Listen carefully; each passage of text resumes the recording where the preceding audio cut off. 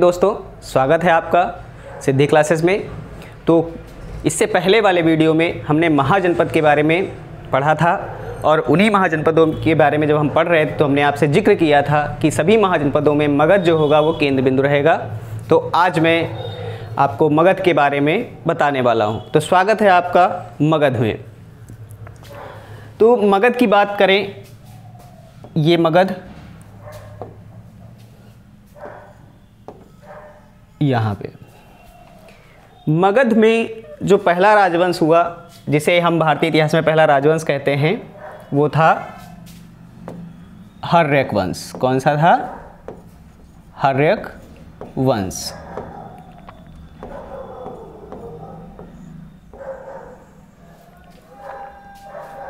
इसी को पितृहंता वंश भी कहा गया है। क्यों कहा गया है, इसके बारे में अभी बातें होंगी। पितृहंता वंश।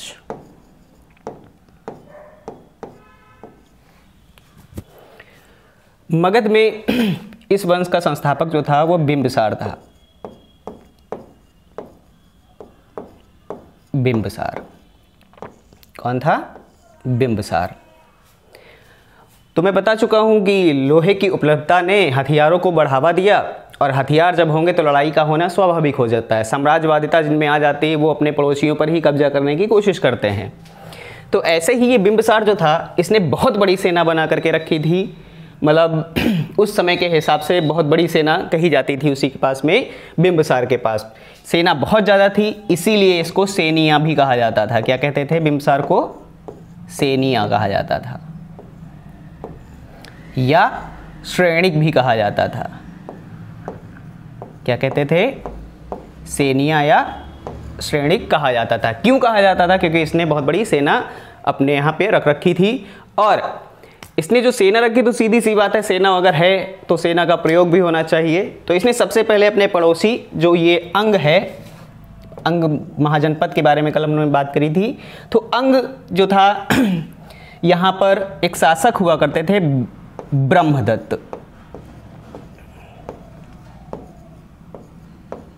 ब्रह्मदत्त। ब्रह्मदत्त को क्या करता है? बिंबिसार हरा देता है। क्या करता है?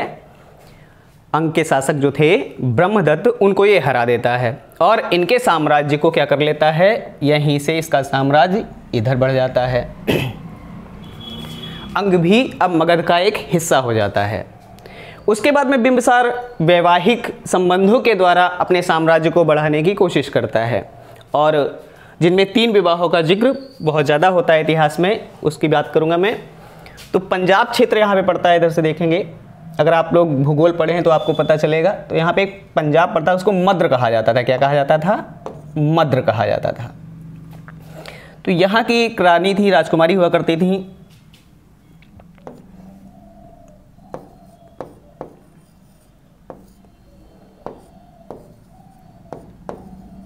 मद्र देश की राजकुमारी क्षेमा के साथ में बिंबिसार का विवाह होता है। उसके बाद में ये क्या करता है? कौशल। कौशल में प्रसेनजीत शासक हुआ करते थे वहां पे। कौन? प्रसेनजीत। प्रसेनजीत की बहन हुआ करती थी महाकौशला। बहन महाकौशला।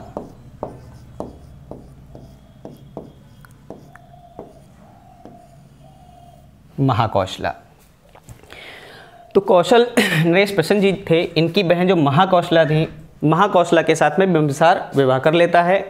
और ये कौशल नरेश जो होते हैं, ये क्या करते हैं? जो काशी इनके कब्जे में हुआ करता था, काशी की पूरी आय जो थी इनको दहेज के रूप में दे दी गई थी कि जो भी आय यहाँ से हो रही, अब आपके हिस्से में ये जाएगी।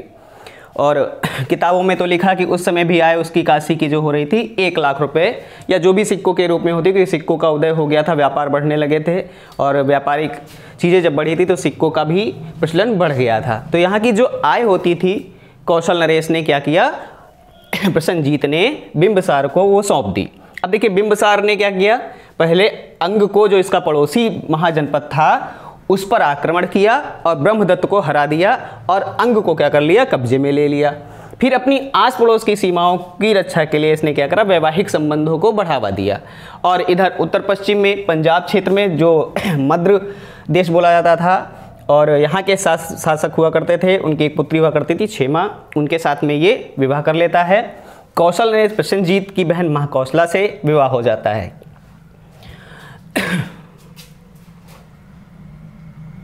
वज्र की बात करें तो वज्र एक संघ हुआ करता था, जहाँ पर मैंने बताया कि लिच्छवी शासक हुआ करते थे, जहाँ पर सबसे पहले गणतंत्र प्रणाली, विश्व में सबसे पहले गणतंत्र प्रणाली की अगर बात करने वाले थे तो वज्र के वैशाली में जो लिच्छवी शासक थे वहाँ पर सबसे पहले गणतंत्र प्रणाली अपनाई गई थी। तो आस पड़ोस में ही अगर आपके कहीं गणतंत्र हो और आपके यहाँ राजतंत्र हो तो आपके मन में ये डर लगा रहेगा, आपके मन में हमेशा ये संशय रहेगा कि वहाँ की जनता से प्रेरित होकर कहीं यहाँ की जनता विद्रोह ना कर दे राजा के खिलाफ। राजा के खिलाफ विद्रोह हो गया तो उसका राजतंत्र खतरे में आ जाएगा। तो यहाँ के लिच्छवी शासक जो थे चेटक, कौन थे, चेटक, इनकी पुत्री हुआ करती थी चेलन्ना।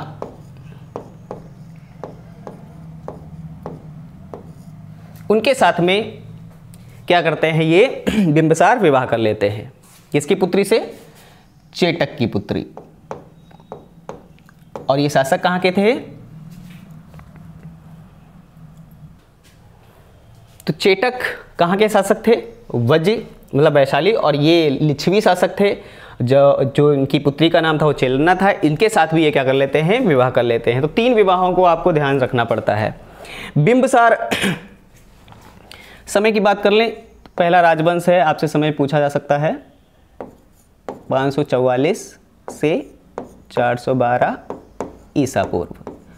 ईसा पूर्व के बारे में बताएं आपको, ईसवी ईसा मसीह के जन्म से मानी जाती है, और इससे पहले की बातें ईसा पूर्व बोली जाती है। तो ध्यान रखेंगे ये हर्रेक वंश जो रहा वो 544 ईसा पूर्व से 412 ईसा पूर्व तक रहा। तो यहाँ तक हमें ये कहानी समझ में आई कि मगध में जो पहला राजवंश उभरा वो क्या था, हर्रेक वंश था। इसको पितृहंता वंश भी कहा गया। क्यों कहा गया, इसकी बातें अभी होंगी।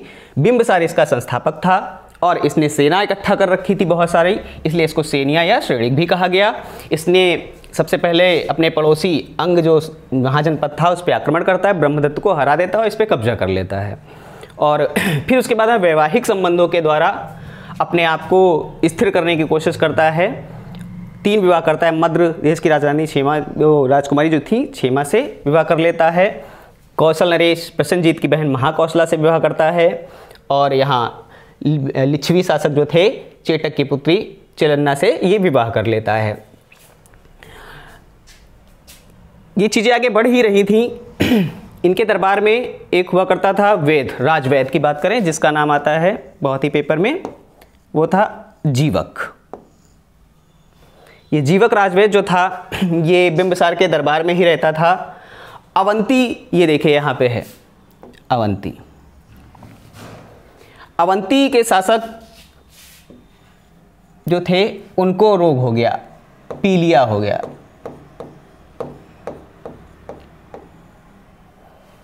पीलिया हो गया था तो उनकी सेवा के लिए जीवक राजवैद गया हुआ था। ये जीवक वही राजवैद हैं जो गौतम बुद्ध की सेवा के लिए भी गए थे, गौतम बुद्ध जब बीमार हुए थे।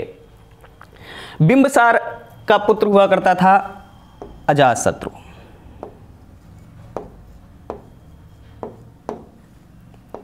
अजातशत्रु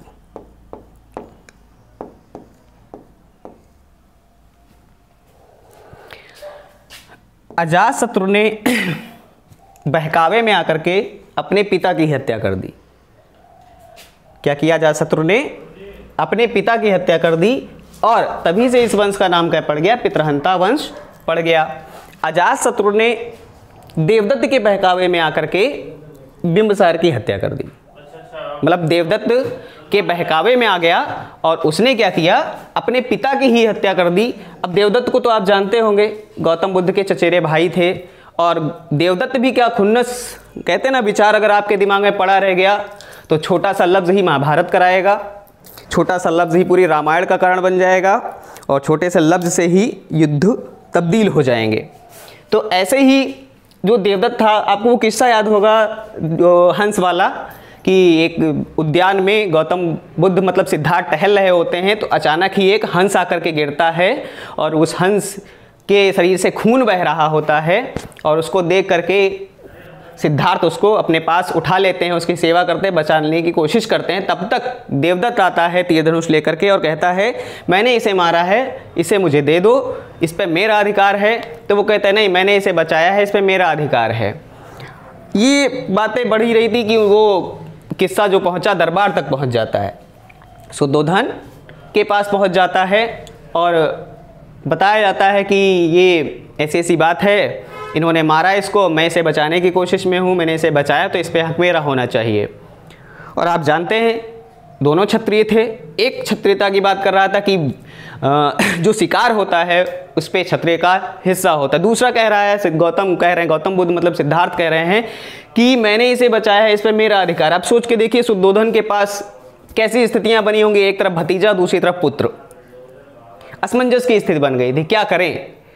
तो निर्णय ये हुआ कि उसे बीच में रख दिया जाए किसी चीज़ पे, और जिसके पास ये जाना चाहेगा उसे ये दे दिया जाएगा। देवदत्त उसकी तरफ बढ़ते हैं तो वो जानवर भी अपना अच्छा बुरा जानता है, वो क्या करता है, उससे दूर हटने की कोशिश करता है।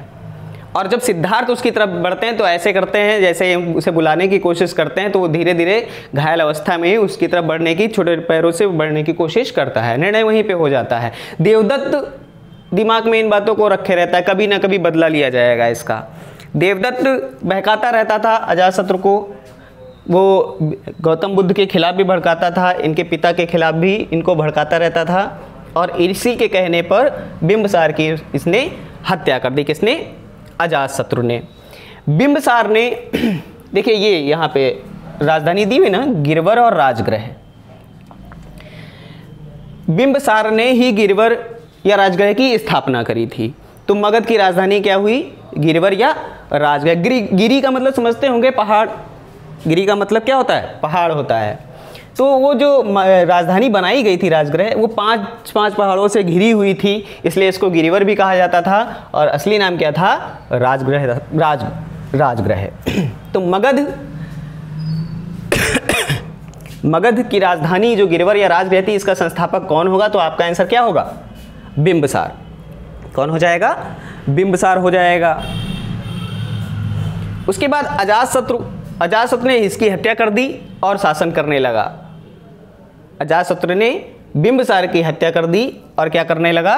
शासन करने लगा। अजातशत्रु को कुड़िक कहा जाता था। क्या कहते थे? कुड़िक। क्या कहते थे? कुड़िक कहा जाता था। अजातशत्रु जो था, उसके जब वो शासन करना शुरू करता है तो उसके 8वें वर्ष गौतम बुद्ध की मृत्यु होती है। ये क्वेश्चन पेपर में बहुत पूछा जाता है कि अजातशत्रु के शासन के कितने वर्ष बाद गौतम बुद्ध की मृत्यु हुई थी, तो आपका आंसर बनेगा 8वें वर्ष। 8 से ही कल एक क्वेश्चन आपको था कि उत्तर प्रदेश में ये 16 महाजनपदों में से कितने थे, तो आपका आंसर क्या हो जाएगा? 8। 1 और 8 मिल गया कि अजातशत्रु के शासन के कितने वर्ष बाद गौतम बुद्ध की मृत्यु हुई थी, तो आपका आंसर बनेगा 8वें वर्ष में इसकी मृत्यु हो गई थी। अजातशत्रु जो था, इसने अपने मंत्री जो था इसका वरस्कार, अजातशत्रु का एक मंत्री था वरस्कार की सहायता से ये क्या करता है? वैशाली में फूट डलवा देता है। यहाँ पे क्या करता है? फूट डलवा करके युद्ध जीतने की कोशिश करता है। अजातशत्रु का मंत्री कौन? लिखते रहिएगा, इस पे मैं थोड़ा सा लिख नहीं पा रहा हूँ, भर गया ये, और मैं समझाने की कोशिश में हूँ, आप पेन और कॉपी लेकर के लिखते रहिएगा।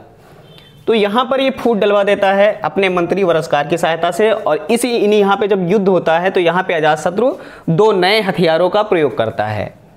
एक महाशिला कंटक बोला जाता है, जिससे गुलेल की तरह यूज़ करते थे, उस पर पत्थर रख करके फेंका जाता था, और रथ मूसल का प्रयोग किया था। रथ के साइड में बड़े बड़े से क्या बोलते हैं, मूसल टाइप के लगे हुए थे, जैसे कि बड़े बड़े बेलन टाइप के। तो जब वो भागते थे तो वो भी साथ में भागते थे, उस पर जो भी पड़ता था वो कुचल जाता था, चोटें उसे अधिक लगती थी। तो रथ मूसल और शिलाकंटक का प्रयोग किसके विरुद्ध अजातशत्रु ने किसके खिलाफ किया था? तो वैशाली में किया था। हाँ, वैशाली से एक और याद रखेंगे, आम्रपाली को याद रखेंगे, वो गणिका से इनका प्रेम संबंध जोड़ा जाता है। तो ध्यान रखें, कभी क्वेश्चन पूछ बैठता है कभी कभी कि आम्रपाली कहाँ की रहने वाली थी, तो आम्रपाली कहाँ की थी? वैशाली की रहने वाली थी। अजातशत्रु के समय में ही प्रथम बौद्ध संगीत होती है। क्या होती है? प्रथम बौद्ध संगीत होती है। वो भी कहाँ?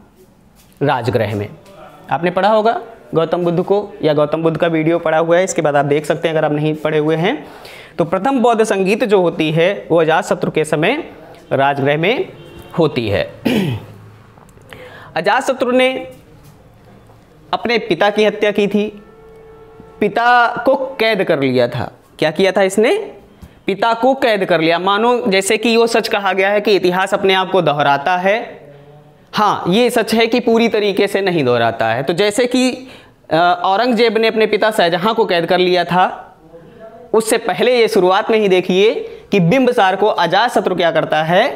कैद कर लेता है। 15 वर्ष तक लगभग ये जेल में रहते हैं। बिंबिसार ने 52 वर्ष तक शासन किया। कितने वर्ष तक?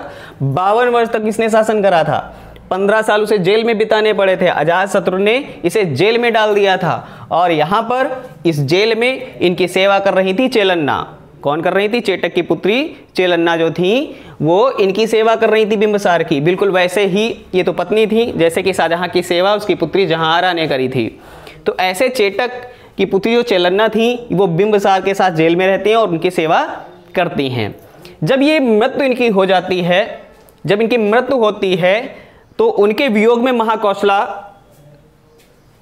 मतलब कुछ समय के बाद में वो भी खत्म हो जाती हैं। पति का वियोग जो होता है वो इनसे सहा नहीं जाता और ये खत्म हो जाती हैं, इनकी जीवन लीला समाप्त हो जाती है।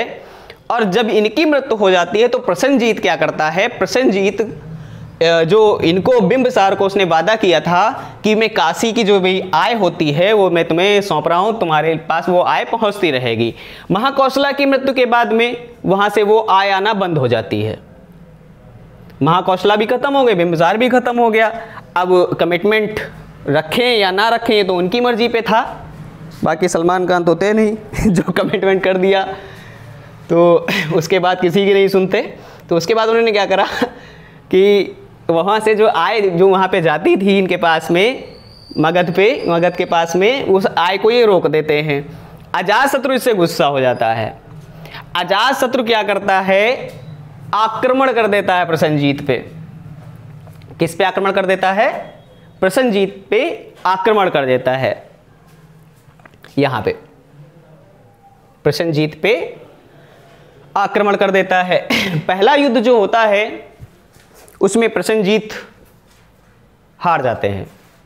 नहीं, प्रसेनजीत पहले हार जाते हैं, उसके दूसरे में जीत जाते हैं। और पारिवारिक रिश्ते थे, परिवार की इज्जत जब बाहर जाती है तो लोग हंसते हैं। इससे थोड़ा सा प्रसेनजीत सचेत था, वो जानता था कि आगे बातें हों, इससे अच्छा है कि मैटर को यहीं पे बिठा के सुलझा लिया जाए। इसने क्या किया? अजातशत्रु के साथ में अपनी पुत्री वाजिरा का विवाह कर दिया। किसके साथ में? अजातशत्रु के साथ में प्रसेनजीत ने अपनी पुत्री का विवाह कर दिया। फिर से वही कमिटमेंट दोहरा दिया गया कि अब आपको काशी की आय मिलेगी। काशी की आय जो थी वो आपको ऐसे ही मिलेगी। अजातशत्रु के बाद में इसका पुत्र उदयन होता है। कौन होता है? उदयन।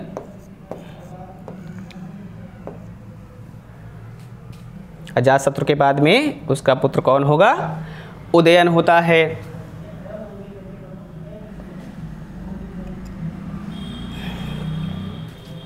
उदयन जो था इसने भी वही काम करा था। इन्हें अपने पप्पा को मारा था, उदयन ने अजातशत्रु की हत्या कर दी। इसीलिए इसका नाम क्या पड़ गया? पितृहंता वंश पड़ गया। तो ध्यान रखेंगे इसको। अजातशत्रु ने किसकी हत्या करी? बिंबिसार की हत्या करी। अजातशत्रु की हत्या किसने कर दी? उसके पुत्र उदयन ने कर दी। उदयन ने अपनी राजधानी को बदल दिया। उदयन ने एक नगर बसाया जो नाम क्या था उसका? पाटिल पुत्र। पाटिल पुत्र।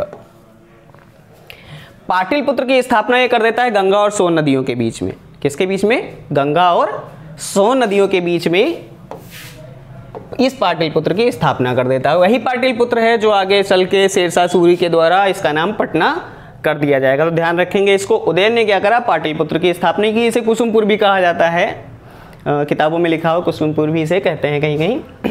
तो पाटलिपुत्र की स्थापना गंगा और सोन नदियों के बीच में किसके द्वारा कर दी गई?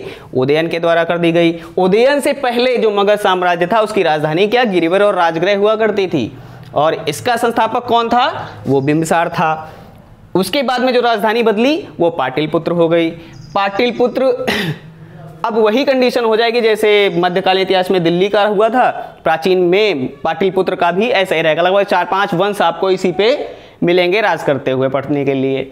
तो पाटलिपुत्र की स्थापना जब कर देता है ये उदयन, इसी पाटलिपुत्र को ह्वेनसांग ने, हाँ मैं सही हूँ, ह्वेनसांग ने इसे कहा है पालिन टू कहा है, पालिन टू कहा है। वही मेगास्थनी जिसको क्या कहता है? पालीबोथा कहता है। क्या कहता है? इसे पालीबोथा नाम देता है। तो ध्यान रखेंगे पाटलिपुत्र को। यही पाटलिपुत्र में मेगास्थनी रुका था, उसने इंडिका पुस्तक लिखी थी, और पालीबोथा इसे कहता है। उदयन हाथी पकड़ने में बहुत निपुण था। ध्यान रखेंगे इसको, क्वेश्चन आपसे पूछा जा सकता है उदयन कौन से जानवर को पकड़ने में निपुण था? तो हाथियों को पकड़ने में ये बहुत ही निपुण हुआ करता था। कौन? उदयन। तो उदयन ने पाटलिपुत्र की स्थापना करी है, ध्यान रखिएगा। इस वंश में आपको लास्ट में याद रखना है कि इसका अंतिम शासक जो था वो कौन था? नागदशक था। कौन था? लास्ट शासक नागदशक था। तो नाग से लड़ने के लिए नाग आएगा, इसका मतलब आगे शिशुनाग आएगा, मतलब एक वंश बनेगा जो क्या होगा? शिशुनाग वंश होगा। तो इतनी देर की कहानी में हम ये जान पाए कि वक्त के साथ तख्त और ताज बदल गए। हाँ, यहाँ पर रिश्तों के सार बदल गए। कहीं तख्तों के लिए उतरते रहे ताज और कहीं ताजों के लिए सर ही उतरते गए। तो ध्यान रखेंगे इस वंश में जो शुरुआती वंश ही हमें मिला, तो मौत का तांडव इस परिवार में ही होता हुआ हमें दिखा कि पिता को पुत्र मार दे रहा है किसी के बहकावे में आकर के, और उस बहकावे के बाद पश्चाताप में भी डूब रहा है, और कई महावीर स्वामी से भी मिलने पहुंचता है, गौतम बुद्ध से भी मिलने पहुंचता है, मौखलीपुत्र गौशाल से भी मिलने पहुंचता है कि मैं पश्चाताप से भर गया हूं, अब मैं क्या करूं। तो करने से पहले निर्णय नहीं लिया उन्होंने, किसी के बहकावे में आकर के उन्होंने क्या करा? अपने पिता की हत्या कर दी। और उसके बाद में वक्त ने बिल्कुल वैसा ही घेरा बनाया कि दुनिया गोल है, इतिहास खुद को दोहराएगा। हो सकता है वो शब्द अलग हो, किरदार अलग हो, लेकिन समय अपने आप को दोहरा दिया। उदयन ने क्या किया? अजातशत्रु की हत्या कर दी। इन हत्याओं के क्रम के कारण ही इसे पितृहंता वंश कहा गया। इसके बाद में आपको अगली क्लास में मैं इसके आगे के वंशों के बारे में जानकारी दूंगा। तब तक के लिए जय हिंद, विजय हिंद।